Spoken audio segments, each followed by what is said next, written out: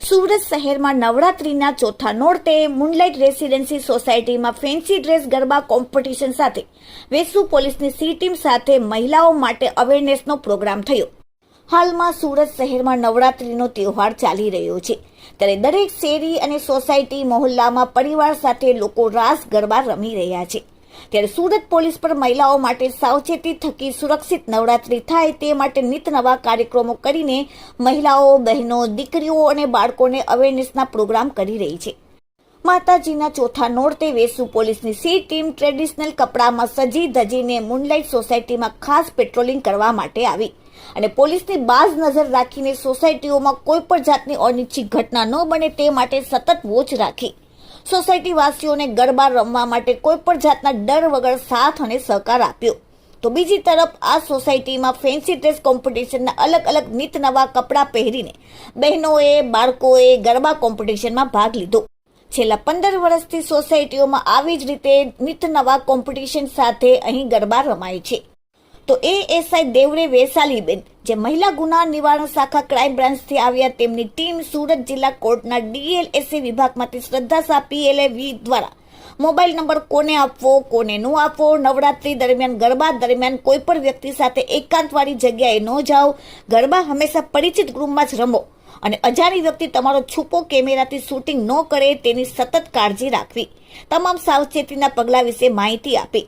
સાથે સાથે પોલીસનો હેલ્પલાઇન નંબર 112ની તમામ સુખ સુવિધાઓ વિશે સોસાયટી વાસીઓને જાણ કરી અને તેમના ફાયદા પણ જણાવ્યા।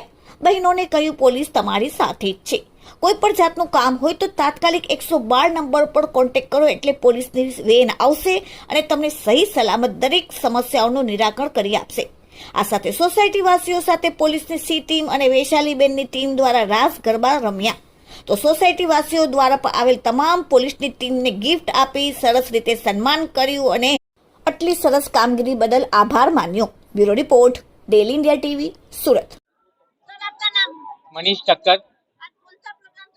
आज फैंसी ड्रेस कंपटीशन का प्रोग्राम था हमारी सोसाइटी में और हमारी सोसाइटी वेसू एरिया में मूनलाइट रेसिडेंसी के नाम से है और आज हमने वैशालीबेन देवरा को बुलाया था अवेयरनेस प्रोग्राम के लिए। तो उन्होंने बहुत अच्छा मैसेज दिया है, उनको भी हमारी तरफ से और हमारी सोसाइटी की तरफ से बहुत बहुत धन्यवाद। यहाँ पे कितना परिवार रहते हैं? यहाँ पे हम टोटल 100 परिवार रहते हैं और तीनों टावर मिला के 100 परिवार होते हैं और अभी कभी भी कुछ भी होता है तो हम लोग सब सपोर्ट में साथ में रहते हैं और गणपति, नवरात्रि और सभी प्रोग्राम हमारी सोसाइटी में होते हैं और सभी हमारे जो ग्रुप मेंबर है, लेडीज मेंबर है, तो उनका सपोर्ट अच्छा रहता है तो हम लोग अच्छा प्रोग्राम कर पाते हैं। और ऐसे जैसे यहाँ पे अवेयरनेस का प्रोग्राम है, कुछ न कुछ मैसेज देने के लिए, समाज को मैसेज देने के लिए हम लोग कुछ न कुछ करते रहते हैं। माता जी का चौथा गरबा है तो लोगों को क्या देना चाहिए? माता जी का चौथा गरबा है तो बस वही अभी जो मैम ने बोला वही सपोर्ट के भाई सब लोग ध्यान रखे और सब लोग अवेयरनेस रखे कि जो भी है लेडीज लोगों को के बच्चों को के जो भी है तो ध्यान रखे, अपना खुद का ख्याल रखे और सोसाइटी में गरबा खेले और बाहर जाए तो भी अपने परिवार के साथ जाए, अपने फ्रेंड्स के साथ जाए। लास्ट में 10वें दिन क्या करोगे? लास्ट में 10वें दिन दशहरा है तो दशहरे के दिन हमारे यहाँ खाने का प्रोग्राम और थोड़ा डांस प्रोग्राम होता है। 9 दिन हमारा गरबा का प्रोग्राम है, दशहरे के दिन हमारा वो खाने का प्रोग्राम और अपना ये हर साल यहाँ पे सेवी गरबा होता है आपकी सोसाइटी में? 15 साल से मैम हो रहा है, 15 साल से सब लोग सपोर्ट कर रहे हैं और ऐसे ही धूमधाम से हमारा गरबा होता है और सब लोग सपोर्ट करते हैं। आपकी सोसाइटी आपको इतना सपोर्ट कर रही है तो सोसाइटी वासियों को क्या कहेंगे? सोसाइटी वालों को हम लोग बहुत बहुत धन्यवाद कहते हैं क्योंकि हम उनके सपोर्ट के सिवाय हम लोग कुछ कर ही नहीं सकते। लेडीज लोगों का भी सपोर्ट है और हमारी पूरी टीम का भी इतना सपोर्ट है कि वो हमारे, मैं अकेला कुछ नहीं कर सकता हूँ, सपोर्ट के बिना कुछ नहीं होता है। वैशाली ने इतनी अच्छी माहिती दी तो उनके लिए क्या कहेंगे बहनों को? वैशाली मैम ने जो माहिती दिया हुआ है, जो मैसेज दिया हुआ है, उनको बहुत बहुत थैंक यू वापिस मैं बोलना चाहता हूँ क्योंकि वो जो अवेयरनेस के लिए जो अभी जो अभियान चला रहे हैं वो बहुत ही अच्छा है। सब लोगों को ये अपना ये करना ही चाहिए क्योंकि सब लोग ध्यान रखेंगे तो ही अपने बच्चे सेफ रहेंगे।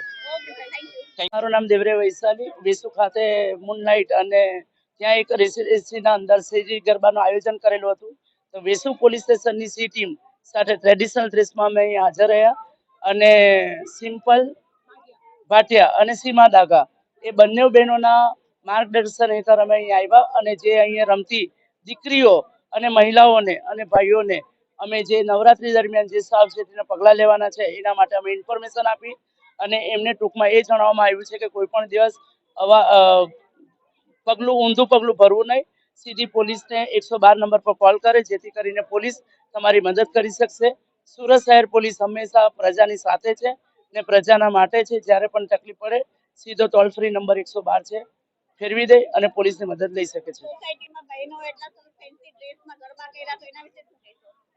મેં આ ફર્સ્ટ ટાઈમ જોયું છે કે આજે આ વર્ષે બી એટલે મતલબ આ જમાનામાં પણ આજે અત્યારે મને મારું બચપન એક રીતે જોવા જાય તો યાદ આવી ગયું કે એ સમયમાં આવી રીતના ટ્રેડિશનલ ડ્રેસમાં કે એક કોઈ ડોક્ટર બન્યા છે, કોઈ એક તો નાનું બાળક બચ્ચું પોલીસ બન્યું છે, સબ્જી વેચવાવાળા બન્યા છે, દૂધવાળા વેચવા બન્યા છે. સરસ એવું આયોજન કર્યું અને ટ્રેડિશનલ ડ્રેસમાં સારા એવા લોકો નાના બાળકોથી લઈ મહિલાઓ એટલા સારા દેખાતા હતા અને મસ્ત આયોજન કર્યું છે કે સરસ હતું એમ.